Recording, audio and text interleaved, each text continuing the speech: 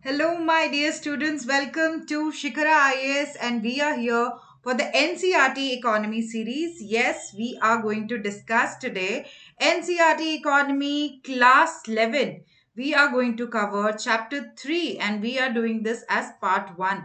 Again, the Part 2 will be coming for you. So, in this part, we will be covering the half of the syllabus, half of the chapter of Chapter 3, that is your liberalization, privatization, and globalization, and how it all started in 1991 economic reforms in India. So, yes, welcome to Shikara IS. We here make your foundation strong for NCRTs, for your current affairs, and I am here to help you out. I'm your educator here for NCRT economy and also for current affairs. So, let's get started, students. I have an experience of teaching students in esteemed universities and esteemed organization, be it your offline or online.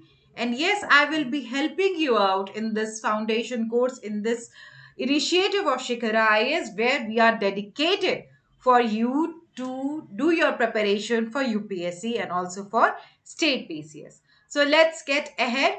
Economic reform since 1991. Yes, if we talk about since 1991, what all things we have started, what was the condition of the market, everything. So in 1991, after independence, okay, after independence, we have thought that our economy will be a mixed economy. Yes, what is a mixed economy? The private sector and the government sector, public and private sector will be working together. That is your mixed economy. And they were combining advantages of your market economy, that is a private sector economy, and also planned economic system by the government. Yes, the government will be doing the plan economic system. So this was the scenario after independence, after 1948. We have seen it already in the chapter 2, right? Now we will be studying further. So in 1991, what was the condition in India? In 1991, we have seen that the condition, the financial condition of India was very weak. And because of this financial condition becoming very weak, we have started the concept which is called economic reform of 1991. But you should also know why this economic reform was started, students. Why we have actually started this economic reform? Because we wanted the economic status in India to develop. People were starving for food. India was not having that much of resources, that much of foreign exchange reserve, so that it can buy oil from other countries. So the condition was as in that we have to borrow from abroad, and our foreign exchange reserves were also very low. It was very low, and then we have to ask from foreign, and we have to do it from abroad. So at that time abroad, what was the condition? That India wanted to buy oil. So you know that we are buying oil since ages, okay, since ages from foreign countries. So at that time we will not even having that much of dollars. We were not even having that much of dollars that we can survive for more than a 1 week or 2 week. So more than 1 week or 2 week, we will not be able to survive. That was the condition of India in 1991. And in 1991, finally, India, which was economically weaker section, which was economically very weaker in the global scenario, and also the condition of the food scenario, also the condition of export import was very sad at that time. So because of that, we have something called economic reforms. And that time what we have done, we have devalued our money also, because we were having a lot of pressure of money on ourselves. We were having the condition of poors become poorer, and people who were below poverty line, their condition, they were starving for food. Okay, and our expenditure was somewhere more than the income. Yes, the revenue which we generated, the revenue which the government generated in 1991, first phase of 1991, at that time, the revenue which was generated by the government was way less than the expenditure which we were doing. We were also doing welfare programs in which we were helping with foods and amenities, the basic amenities to the poor people. Because when britishers left us, the condition of India was really very weak. economically, and also the agriculture structure, the agriculture sector was starving. And when the agriculture sector starves, the people, the general people, the common public starves. Okay, and so we have started taking loan from international institutions. Now, if we talk about the developmental policies, do we were able to do development policies at that time? This is the biggest question. In 1991, the economic condition of India was so bad that we were not even having export reserves for 1 week or 2 week also. So in that case, do we were are we ready at that time? We were ready at that time to do these development policies. The answer is yes. The government had to do developmental policies, welfare policies, because if we don't do that, our people will strive. And so the government continue to spend on development programs. Okay, be it your development of the children, be it the development of mother, the old age people, and we started having this issue in which we were not able to generate sufficient fund, we were not able to generate sufficient revenues out of taxation. So taxation say we were not able to generate revenue, and that was also insufficient. Even the income from public sector undertakings, that is your PSU was not good. It was not good. It was very less, and we were not able to manage it. So development policies kept on going in 1991. Government kept on spending, but we were spending far more than what we were earning. Our revenue was far less than of our expenditure. So we were having welfare schemes at that time. We were having development policies for our people, for the upliftment of our people from poverty, but still India was financially struggling. Then government expenditures in late 1980s. If we see that in late 1980s also, before 1991 reform, we have seen that government has to give prices of any essential goods rose sharply. We have seen that the prices of essential goods like your wheat, rice, pulses, vegetables grew at a very substantial pace, and imports grew at a very high rate without machines growth of export. As pointed out earlier, foreign exchange reserves declined, and we were not having that much fund, also less than 2 week of fund we were having, and our exchange reserves were very less. Although the prices of the commodities were rising, we were not having the money to substantially help our people. So support from World Bank and IMF. Yes, again, what we have done, we have gone to World Bank, we have gone to IMF. Yes, we went to these places, these institutions, and we requested that you need to help us out in this. You need to help us out in this. How they are going to help us out? They are going to give us loan. So how much loan we have taken? We have taken almost $7 billion loan at that time to manage our economy, to manage the condition of our economy, which was decreasing day by day, from World Bank and also from IMF. This reduced the role of the government and removed trade restrictions. So, what this World Bank and IMF wanted from us?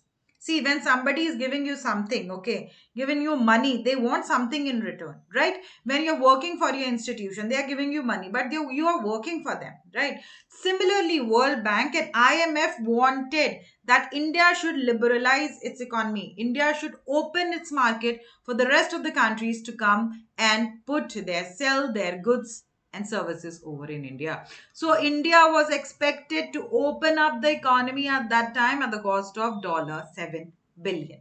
And World Bank and IMF India agreed to their conditionalities. Ki, okay, and we are okay, Indians are okay. The government of India is okay that we are going to open our market, and this rest of the countries can also participate and they can sell their products here. And International Monetary Fund again becomes a very important body for us, be it your economy, be it your UPSC, be it your state PCS. See, these kind of bodies, when they were formed, why they were formed becomes very important. So you need to have these things the idea of these organization very clear in your mind for competitive exams. Okay. Now, new economic policy, NEP, which we have started. So we have started, there were two structure in that.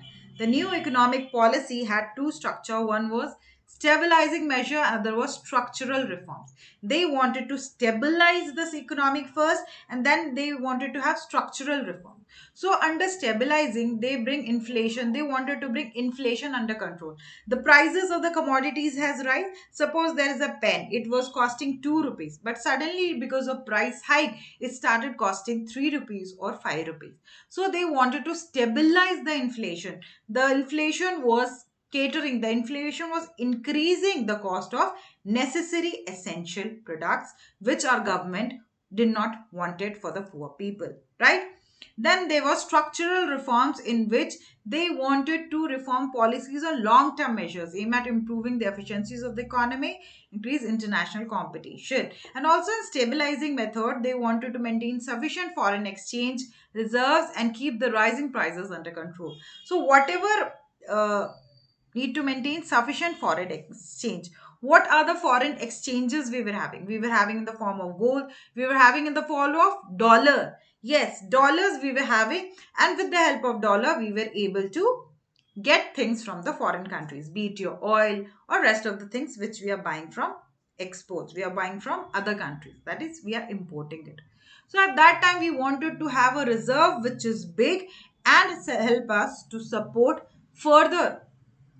We can buy more and more sufficient foreign exchange goods by these reserves was the real challenge at that time.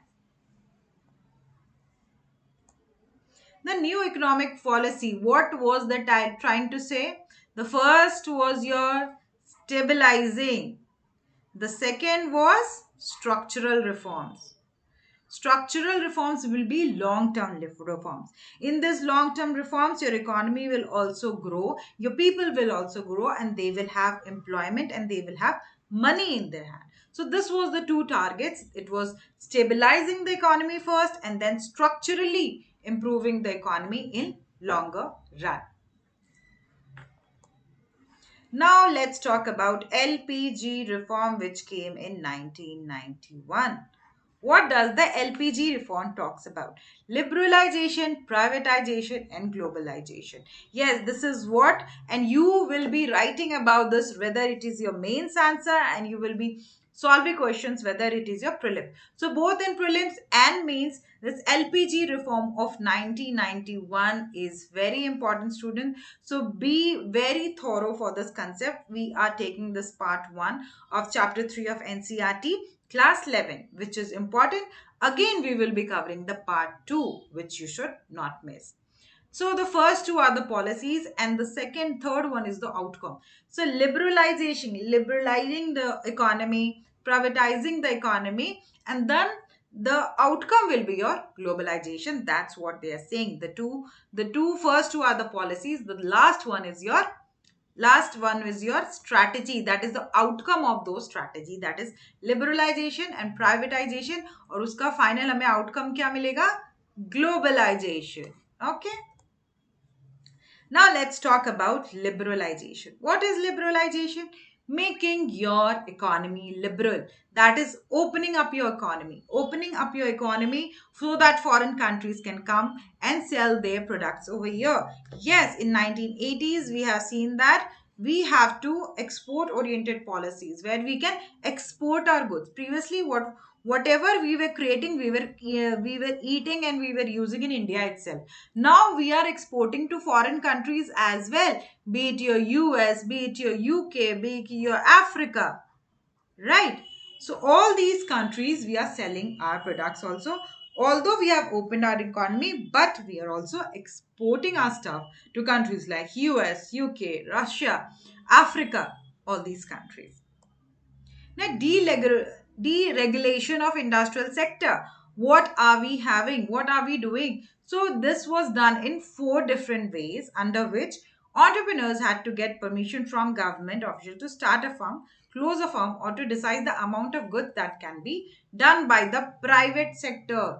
Yes, there were four methods in which the entrepreneurs were asked to make the investment in an economy, and they have to start when they have to start a firm, or they have to close a firm, or they have to decide the amount of goods they are going to make, for that company. Okay, for that own industry, they all have to have. Some goods could be product only in small scale industry. So what was there?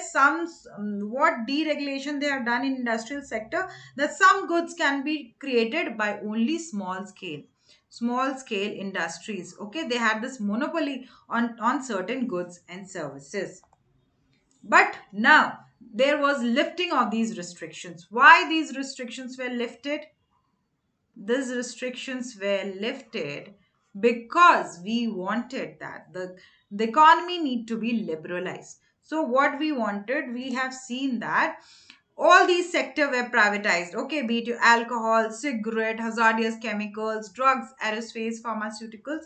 Okay, industrial license was abolished for most of the products, except but products category like alcohol, cigarette, hazardous chemicals, you need a license for that. Still आपको license लेना पड़ेगा. At 1991, a lot of licensing was removed, but you needed licensing for alcohol, cigarette, hazardous chemical materials, explosive, electronics, aerospace. So all these things needed your licensing, and only industries which were under public sector, they were your defense sector, atomic energy, and railway transport. Okay, we have lifted restriction, but the defense sector comes under government. The atomic energy sector comes under government. Okay, and also apart from that was there railway sector comes under government. Okay, now financial sector reforms, let's talk about. What is financial sector reforms? Related to money, and who was the which was the body in charge of it? It was Reserve Bank of India. Yes, RBI was the final controller of the finances, stock exchanges, investment banking, foreign exchange markets. All these comprises of your financial sector. So your financial sector includes financial institutions such as commercial banks, investment banks, stock exchange operation, and foreign exchange markets. So all these four things comes under your foreign sector. Financial sector. What are your financial sector? Commercial banks, investment banks, stock exchange, foreign exchange markets. Okay, and who was controlling this? RBI was controlling this, and RBI used to fix the rate at which the banks will take loan, at the rate at which banks will give loan. Okay, fixing the rates, then lending to various sectors. This will be decided by RBI. But the financial sector reform wanted RBI as a facilitator and not as a regulator. Yes, RBI should be a facilitator so that you can increase the economy. You can increase the economy nicely. The banks can increase the economy rather than just regulating it. So rather than being just a regulator, India wanted them to be a facilitator so that they can facilitate for further economic growth. I hope this topic was clear. That's all for now. And we will be coming again with more and more topics. And the second part of this is waiting for you, NCERT Economy, Class 3. Okay, Class 3, Chapter 3, sorry, Class 11, Chapter 3. Okay, we will be doing the part 2 of it as well. And in part 2 of it, we will be discussing further about the LPG reforms and how it improved India, how it helped India to cater to the needs of economic policies. Okay, I hope everything was clear. We will be returning back, students. Still then, stay tuned with us.